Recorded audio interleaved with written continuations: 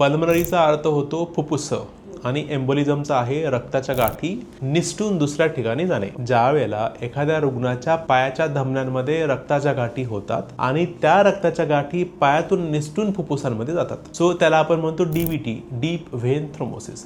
आणि ती रक्ताची गाठ ज्यावेळेस निसटत्या पायातून आणि फुफ्फुसात जाते त्याला आपण म्हणतो पल्मनरी एम्बोलिझम। पायातल्या ज्या धमन्या आहेत त्यातल्या ज्या रक्ताच्या गाठी आहेत त्या सरळ ज्यावेळेस वर जातात तर त्यांचा रस्ता काय, रस्ता एकच आहे। पायातली धमनी म्हणजे खालच्या पायातली धमनी मांडीमध्ये जाणार, मांडीतली पोटात, पोटातली छातीत, मग छातीतली कुठे जाणार तर ती जाणार हृदयामध्ये, हृदयामध्ये कुठे तर आरे म्हणजे राईट एट्रियम। मग त्या फुफ्फुसातल्या सप्लाय करणाऱ्यामध्ये छोट्या ह्या जी मोठी धमनी आहे ती छोटी छोटी छोटी होत जाते। त्याच्यामुळे पायातली जर एखादी गाठ असेल ती डायरेक्टली उजव्या साईडच्या हृदयामध्ये जाऊन तिथून डायरेक्टली फुफ्फुसांमध्ये जाते, म्हणजे फुफ्फुसाला सप्लाय करणारी धमनी ती पूर्णपणे बंद होते आणि फुफ्फुस खराब होतात।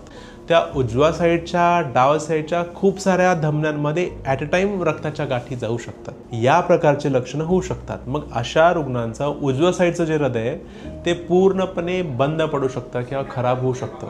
हृदयाचे ठोके अचानक प्रमाणे प्रचंड प्रमाणात वाढू शकतात। सो याला आपण पल्मनरी एम्बोलिझम म्हणतो। एकतर पल्मनरी एम्बोलिझम खूप कॉमनली रुग्णाच्या लक्षात नाही येत किंवा छोट्या मोठ्या हॉस्पिटलमध्ये लक्षात येत नाही, त्याच्यामुळे ह्याच्यामध्ये मृत्यूचं प्रमाण जास्त असू शकतं। सो ECG मध्ये S1T3Q3 पॅटर्न पाहणे, इको करणे, इकोमध्ये हे राईट साईडचे जर खप्प्यांचा प्रेशर वाढला असेल तर लवकरात लवकर सिटी पल्मनरी अँजिओग्राफी करणे अत्यंत आवश्यक आहे, कारण ह्याला रक्त पातळ करायचे मेडिसिन दिल्याच्या नंतर शक्यतो 80 ते 90% रुग्ण सहज ठीक होऊ शकतात।